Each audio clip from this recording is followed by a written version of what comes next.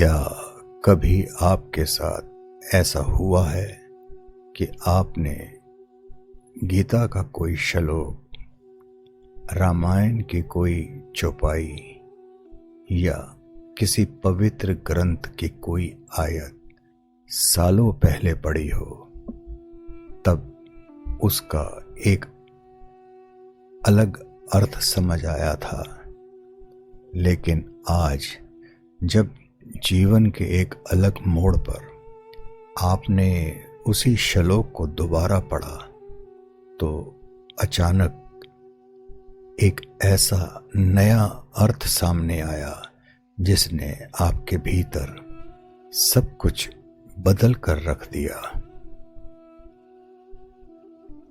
शब्द वही थे, पन्ने वही थे और स्याही भी वही थी। फिर ऐसा क्या हुआ कि कल जो सिर्फ एक पंक्ति थी, आज वो जीवन का सबसे बड़ा सबक बन गई। क्यों हर बार नया लगता है एक ही श्लोक? इसका जवाब किसी बाहरी किताब में नहीं, बल्कि हमारे अपने अंतर्मन में छुपा है।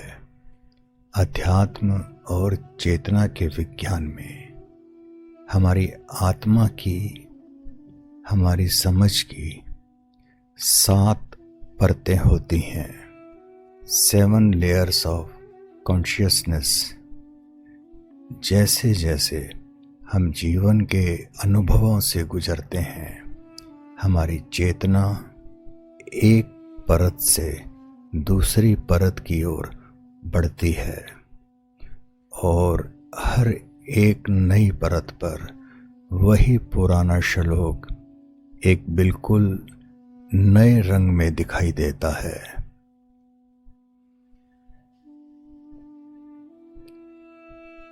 तो चलिए आज इस भाग दौड़ भरी जिंदगी से थोड़ी देर के लिए ठहरते हैं और सुकून से सफ़र करते हैं अपनी ही चेतना की उन 7 परतों का, जो एक ही शब्द में पूरे ब्रह्मांड का रहस्य खोल देती हैं। स्वागत है आपका।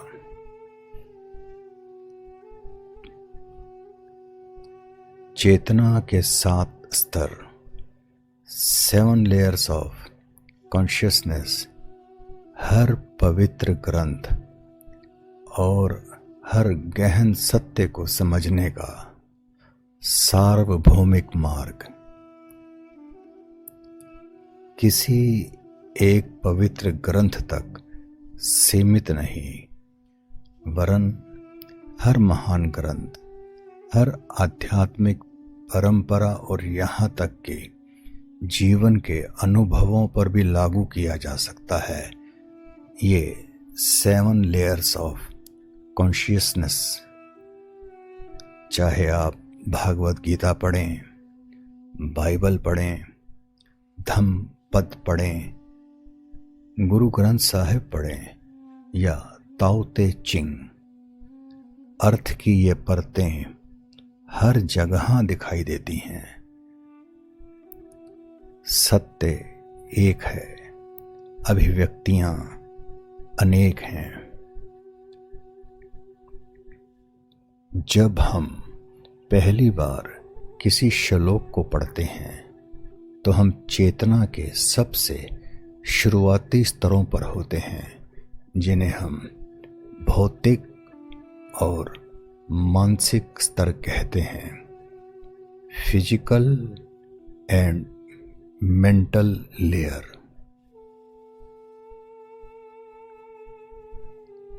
यहाँ हमारा ध्यान सिर्फ शब्दों की बनावट, उनके व्याकरण या उनके सीधे सीधे शाब्दिक अर्थ पर होता है।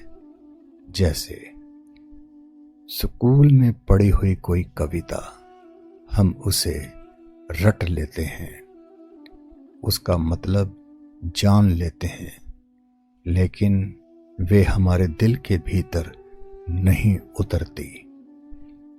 इस स्तर पर श्लोक सिर्फ एक जानकारी बनकर, एक इंफॉर्मेशन बनकर हमारे दिमाग की डायरी में दर्ज हो जाता है। फिर वक्त बदलता है, हम जीवन के थपेड़े खाते हैं, रिश्तों को जीते हैं, सुख और दुख से गुजरते हैं। हमारी चेतना अब तीसरे और चौथे स्तर पर पहुंचती है, अनुभव और भावना का स्तर, एक्सपीरियंशियल एंड इमोशनल लेयर्स। अब जब हम सालों बाद उसी पुराने श्लोक को दोबारा पढ़ते हैं तो चमत्कार होता है। मान लीजिए किसी ने आपको धोखा दिया या आपको कोई बड़ा नुकसान हुआ और अचानक आप वही श्लोक पढ़ते हैं। इस बार आपकी आंखें सिर्फ शब्दों को नहीं पढ़ रही, बल्कि आपका अनुभव उस श्लोक के अर्थ को गहराई से खींच रहा है। आप कहते हैं, अरे इसका असली मतलब तो ये था जो मुझे आज समझ आया। शब्द वही थे, लेकिन आपकी चेतना की परत बदल चुकी थी। बुद्धि से बोध तक, इंटेलेक्ट टू इंट्यूशन। इसके बाद आते हैं चेतना के और भी सूक्ष्म स्तर पर, बुद्धि और अंतर्ज्ञान का स्तर, इंटेलेक्चुअल एंड इंट्यूटिव लेयर। यहां पहुंचकर व्यक्ति शब्दों के पार देखना शुरू करता है। अब उसे श्लोक में सिर्फ अपनी जिंदगी की कहानी नहीं, जी हाँ, अब श्लोक में अपनी जिंदगी की कहानी नहीं दिखती, बल्कि पूरे ब्रह्मांड का नियम दिखने लगता है। उसे समझ आता है कि यह श्लोक सिर्फ अर्जुन के लिए नहीं था, ये तो हर उस इंसान के मन की कहानी है जो कुरुक्षेत्र जैसी दुविधा में फंसा है। इस स्तर पर आकर ग्रंथ को बार बार पढ़ना एक आदत नहीं, बल्कि एक ध्यान बन जाता है। हर बार, जी हाँ, हर बार पढ़ने पर बुद्धि का एक नया ताला खुलता है। शून्य से अनंत का मिलन, द अल्टीमेट लेयर। और अंत में आती है सातवीं परत, शुद्ध आत्म चेतना, प्योर कॉन्शियसनेस, जिसे हमारे ऋषियों ने समाधि या परम आनंद कहा है। इस शिखर पर पहुंचकर श्लोक का अर्थ खत्म हो जाता है और सिर्फ उसका एहसास बचता है। यहाँ पढ़ना और समझने वाला एक हो जाते हैं। अब श्लोक का नया अर्थ नहीं मिलता, बल्कि श्लोक को पढ़ते ही मन पूरी तरह मौन हो जाता है, इत्मीनान से भर जाता है। आइए थोड़ा और गहरा उतरते हैं। हर महान ग्रंथ एक दर्पण है।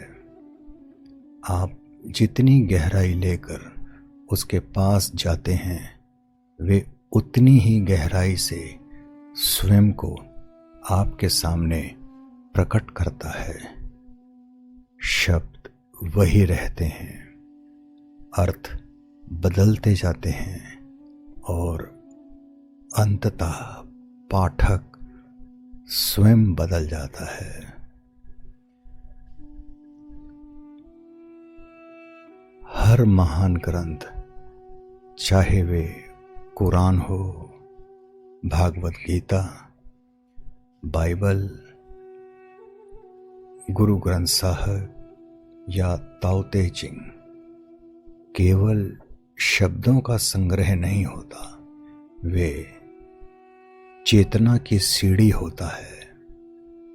जैसे कोई शख्स समंदर की सतह को देखता है, लहरें, झाग, हलचल, मगर उसे अंदाजा भी नहीं होता कि नीचे कितनी गहराइयां हैं, कितने बहाव हैं, कैसी मखलूकात है और कितने खजाने उस अंधेरे में छिपे हैं जहां रोशनी भी पूरी तरह नहीं पहुंच पाती। ये 7 परतें मनुष्य के आंतरिक विकास की 7 अवस्थाओं से जुड़ी हैं।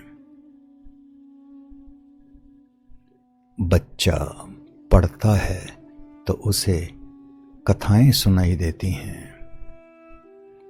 किशोर पढ़ता है तो उसे नैतिक शिक्षा मिलती है। वयस्क पढ़ता है तो उसे जीवन के नियम समझ आते हैं। साधक पढ़ता है तो उसे आध्यात्मिक संकेत मिलते हैं। सिद्ध आत्मा पढ़ती है तो उसे स्वयं का प्रतिबिंब दिखाई देता है। पवित्र ग्रंथ नहीं बदलता, पाठक बदलता है। और जैसे जैसे हृदय शुद्ध होता है, वैसे वैसे अर्थ की नई परतें खुलती जाती हैं। शब्द वही रहते हैं, पर पढ़ने वाले की चेतना बदलते ही अर्थ की नई दुनिया खुल जाती है। 7 स्तर, 7 लेवल्स, 7 लेयर्स, एक के बाद दूसरा। हर स्तर से पहले से अधिक गहरा। हर स्तर ऐसे प्रकट करता है जो ऊपरी परत से दिखाई नहीं देते। अधिकांश लोग पहली परत से आगे नहीं बढ़ पाते। कुछ लोग दूसरी या तीसरी परत की झलक पा लेते हैं और बहुत कम लोग 7वीं परत तक पहुंचते हैं, जहां शब्द विलीन हो जाते हैं और केवल ईश्वरीय सत्य शेष रह जाता है। ग्रंथ केवल पढ़ने के लिए नहीं हैं, ये भीतर उतरने के लिए हैं। जब ये हृदय में उतरता है तो मनुष्य पहले जैसा नहीं रहता। हर दोहा एक द्वार है, हर शब्द एक महासागर है, हर श्लोक एक ब्रह्मांड है। और जो व्यक्ति श्रद्धा, विनम्रता और सत्य की प्यास के साथ इसके समीप आता है, उसके लिए ये पुस्तक अपने रहस्य धीरे धीरे खोलती चली जाती है। आज हम इन 7 परतों को समझने का प्रयास करेंगे।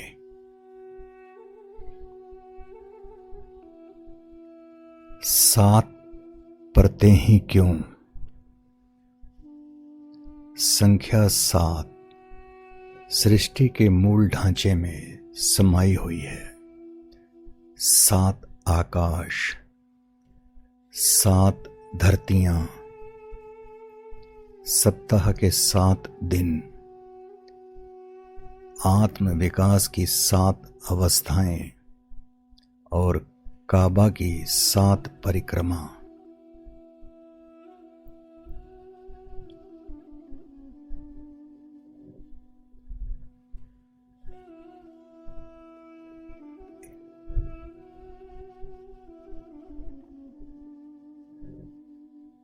बुजुर्गों ने कहा कि कोई भी ग्रंथ हो, उसके अर्थ भी इसी प्रकार 7 स्तरों पर खुलते हैं।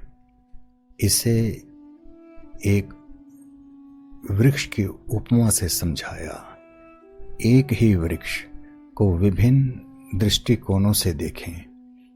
ऊपर से पत्तियां दिखाई देती हैं, सामने से शाखाएं, नीचे से तना और धरती के भीतर जड़ें। वृक्ष वही रहता है, पर दृष्टि बदलते ही अनुभूति बदल जाती है। पर यहाँ दृष्टिकोण आंखों का नहीं, चेतना का होता है। आपकी चेतना जितनी विकसित होती है, पवित्र ग्रंथ या फिर श्लोक, मंत्र उतनी ही गहराई से अपने अर्थ प्रकट करता है। चेतना के 7 स्तर, 7 लेयर्स ऑफ कॉन्शियसनेस, शब्द से शून्य तक की यात्रा। पहला स्तर, शब्द क्या कह रहे हैं। प्रत्यक्ष अर्थ, ये ज्ञान का द्वार है। यहां हम केवल इतना समझते हैं कि लिखा क्या है, जैसे सत्य बोलो, प्रेम करो, ध्यान करो, क्षमा करो। उदाहरण, गीता कहती है कर्म करो, कुरान कहता है नमाज कायम करो, बाइबल कहती है अपने पड़ोसी से प्रेम करो।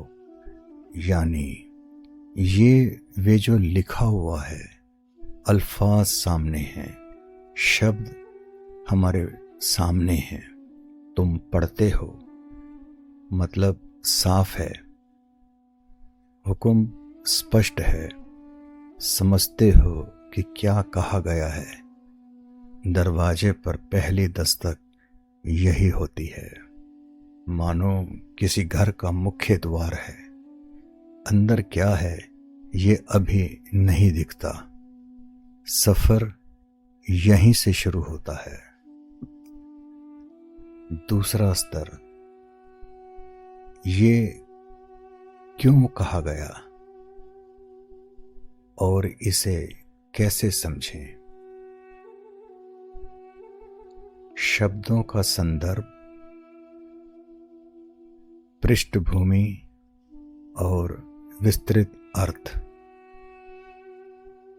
अब प्रश्न उठता है,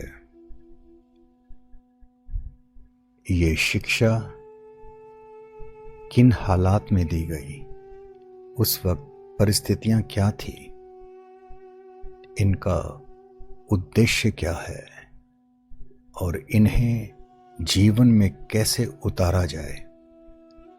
अब दूसरे स्तर पर शब्द खुलने लगते हैं। जो बात पहले साधारण लगी थी, उनके पीछे छिपी बुद्धि और उसके पीछे का उद्देश्य दिखाई देने लगता है। तीसरा स्तर,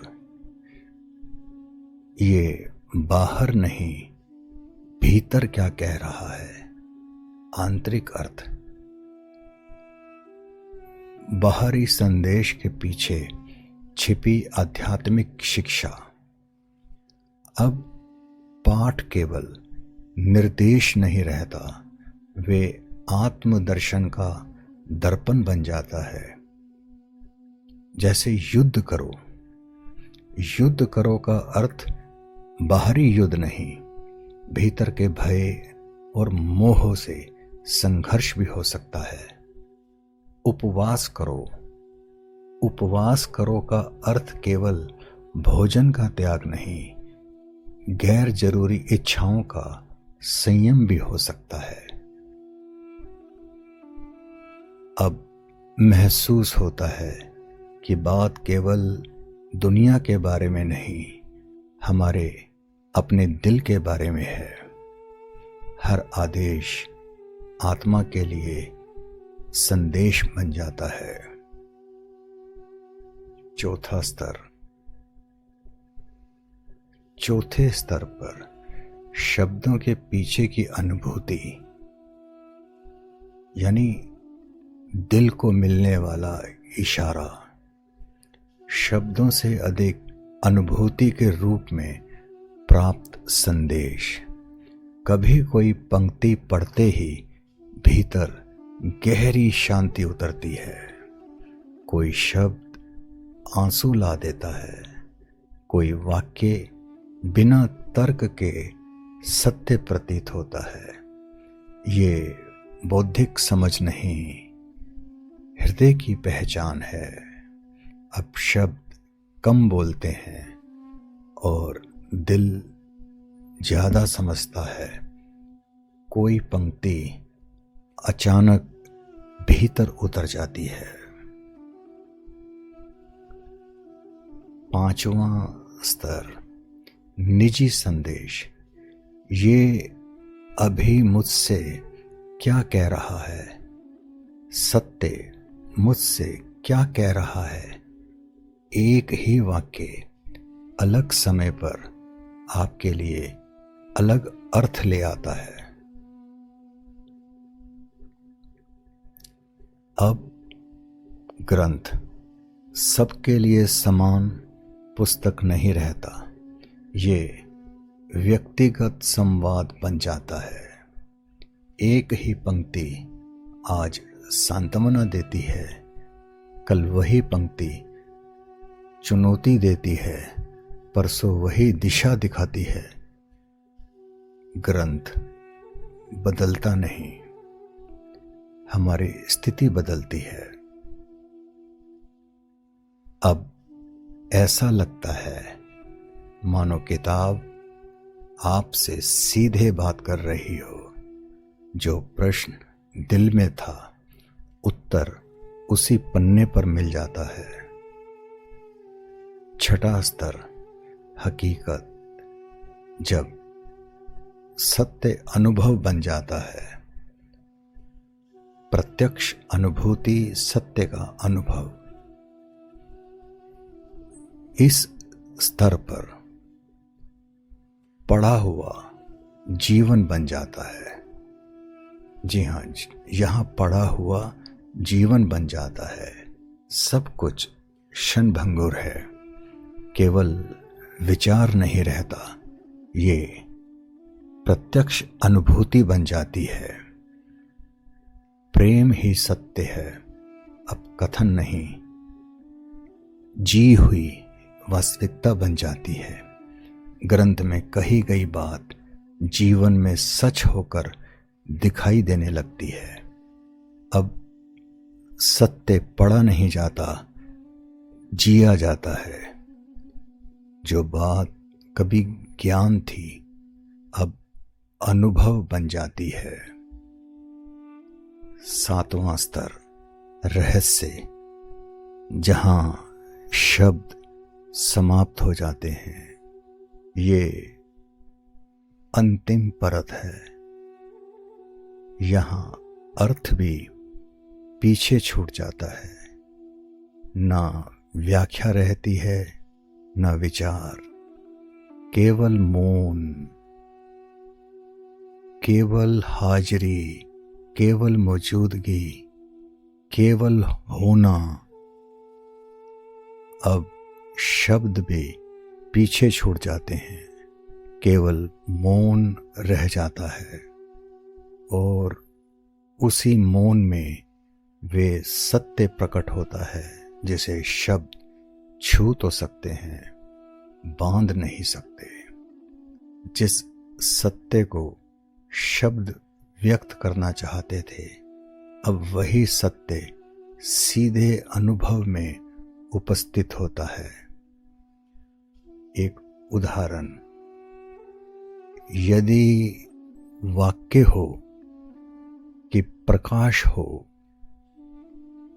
पहला स्तर प्रत्यक्ष अर्थ रोशनी उत्पन्न हो, दूसरा स्तर व्याख्या अंधकार दूर करने का निर्देश, तीसरा स्तर आंतरिक अर्थ अज्ञान से ज्ञान की ओर बढ़ो, चौथा स्तर संकेत भीतर आशा जागती है, पांचवा स्तर निजी संदेश अभी अपने जीवन में स्पष्टता लाओ, छठा स्तर हकीकत सचमुच चेतना प्रकाशित होने लगती है, सातवां रहस्य अनुभव होता है कि स्वयं चेतना, जी हाँ, स्वयं चेतना ही प्रकाश है।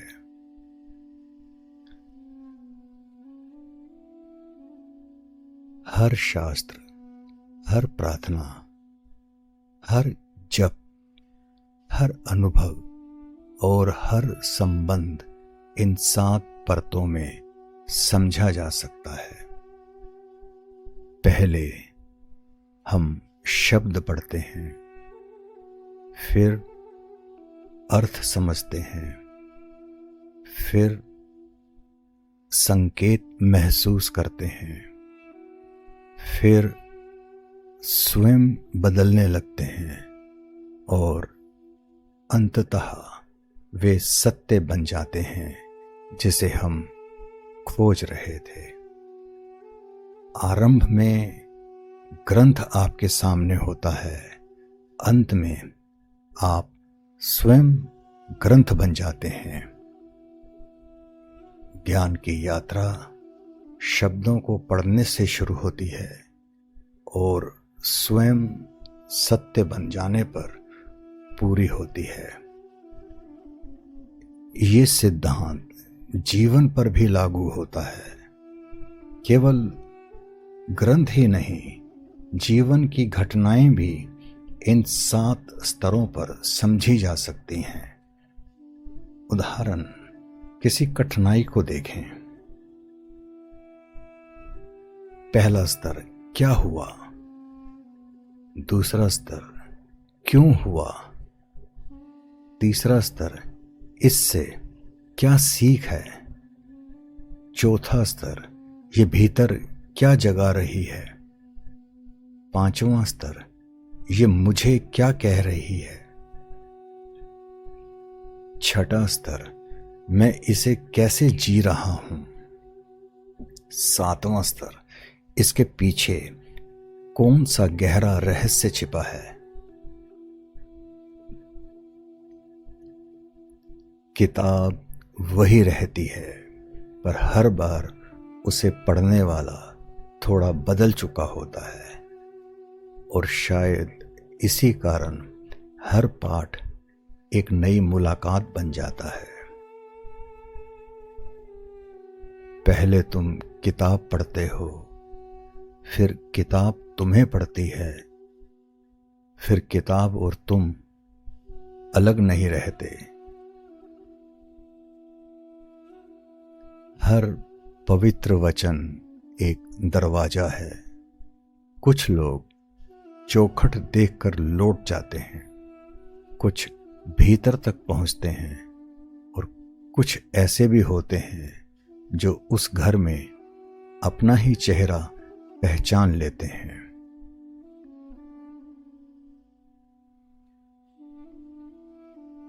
तो दोस्तों, पवित्र ग्रंथ या श्लोक कभी नहीं बदलते। बदलती है हमारी चेतना की वो परत जिससे हम उन्हें देख रहे होते हैं। ग्रंथ एक दर्पण की तरह है। आप जितने साफ और गहरे होते जाएंगे, आपको उसमें अपनी ही आत्मा का उतना ही सुंदर रूप दिखाई देगा। अगली बार जब आप कोई श्लोक पढ़ें और उसमें कुछ नया अर्थ मिले तो मुस्कुराइएगा, क्योंकि वो इस बात का सबूत है कि आप भीतर से बड़े हो रहे हैं। आपकी चेतना आगे बढ़ रही है।